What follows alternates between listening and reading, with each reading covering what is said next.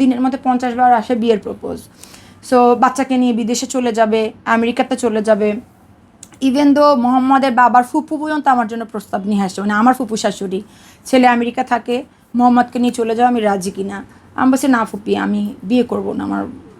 আমার এই জিনিসটা এখন আর কেমন জানি ভালো লাগে না, মানে জিনিসটা মনে পড়লো আমার কাছে, এই জিনিসটা আমার কাছে এখন খুব বিরক্তিকর এবং খুব মানে ঘৃণার পরিণত হয়ে গেছে, এরকম একটা ব্যাপার হয়ে গেছে।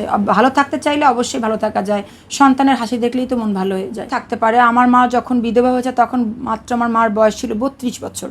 সো আমার মা কিন্তু আমাকে নিয়েই জীবনটা পার করে দিয়েছে। আমিও যে মোহাম্মদকে নিয়ে এ পর্যন্ত কিন্তু সিঙ্গেলই আছি।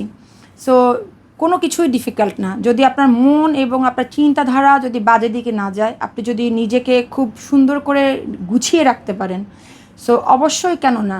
অনেকেই মনে করেন সিঙ্গেল মা এখানে গেছে সেখানে গেছে।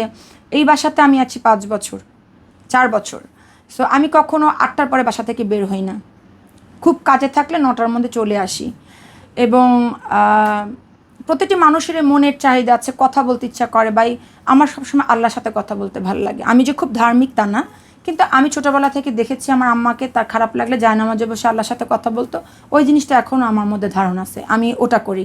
যখনই আমার কোনো নেগেটিভিটি, কোনো চিন্তাধারার কোনো খেয়াল আসে, আমি সাথে সাথে উজু করে জায়নামাজে বসে যাই, ফুট করে ওইটা চলে যায়। এবং আমার বিয়ের প্রপোজ যে আসে না সেটা না, আমার মনে হয়